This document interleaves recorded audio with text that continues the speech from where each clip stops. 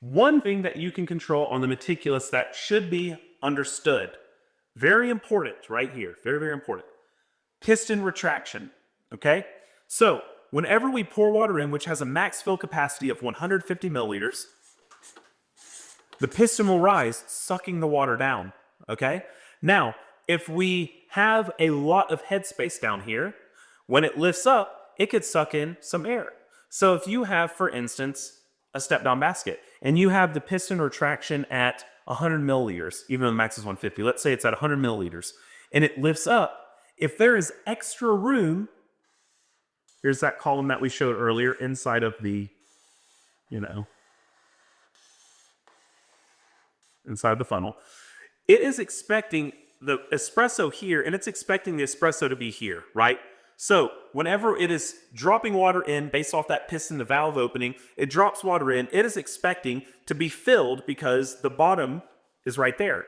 When you throw in something like a step-down basket, you now have all of this room that has to be filled with water. So whenever it does the same thing over here, now, whereas before the water level could be there, now the water level is here because it had to fill up all of this space, right? So that's going to cause an issue. We don't want any air inside of our chamber. We want it as dry as possible when it comes to air. We don't want the air cushion. It can throw off readings, yada, yada, yada.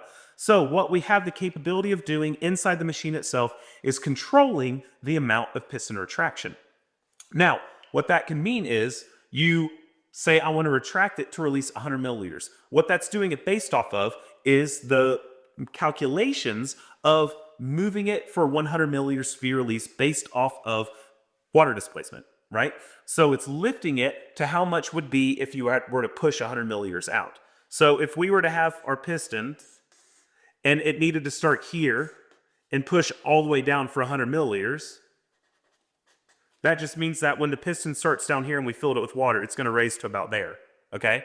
So with this 100 milliliters, if we had that step down again, worse drawing than up there, wow, it's terrible, then we're going to have a big amount of air right there. Boop, okay? So what you can do is you can change the amount it retracts, and you can say, instead of 100 mils, I want it to be 60 mils. I want it to be 80 mils. I want it to be 140 mils, whatever it might be, in order to take into account that. But whenever you have a step down, you would actually want to do less milliliters, right? Because when it's lifting, it's not pushing water. It's lifting for what it assumes the displacement should be if it were pushing. Make sense? So essentially, it's a perfect measurement from top to bottom on 100 milliliters because it's doing it based off of the motion. When it lifts, right when the valve opens, water falls out.